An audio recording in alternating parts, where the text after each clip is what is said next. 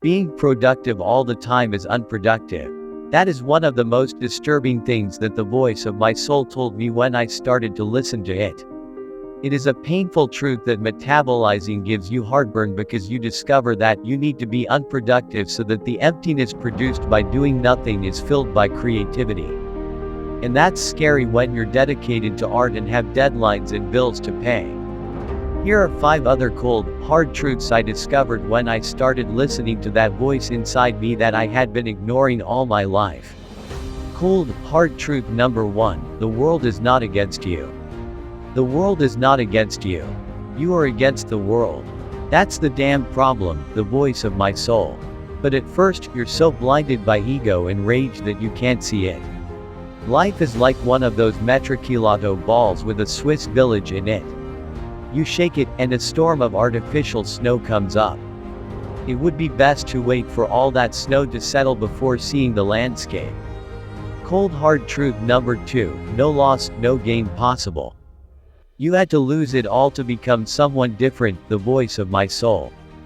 Not many years ago, my life was a nightmare dressed as a daydream. Money, power, fun. But I ended up losing it all. And I suffered a lot for it. Although in the end I realized that I needed to destroy myself to rebuild myself again. T.S. Eliot wrote, with the ruins, he built his kingdom, and from there, he went out to conquer the world. And I did, although the process was painful. Lesson, losing and winning are 2 sides of the same coin called life. Cold hard truth number 3, you must be excluded from your current narrative. You are not useless. You feel worthless because the people around you make you feel worthless, the voice of my soul. After hearing that revelation from the voice of my soul, I found a book in a bus station. The title was Soji. In it, Shukei Matsumoto wrote, "What do we consider garbage? Something dirty, old, useless, or no longer of value to us. Whatever it is, no object is born garbage but becomes so because we consider it as such."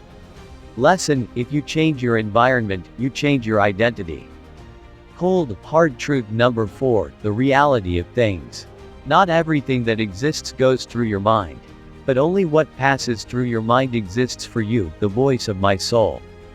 Confirmation biases can work in our favor by reinforcing the neural connections of the ideas we often repeat in our minds. Those ideas shape our view of reality.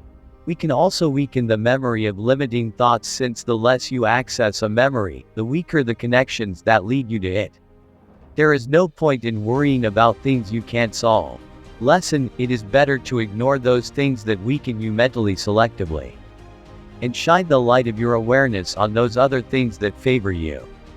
Cold hard truth number 5, you are worth what your information is worth. Selling bottles of water next to a fountain is not the same as selling water in the middle of the desert, the voice of my soul.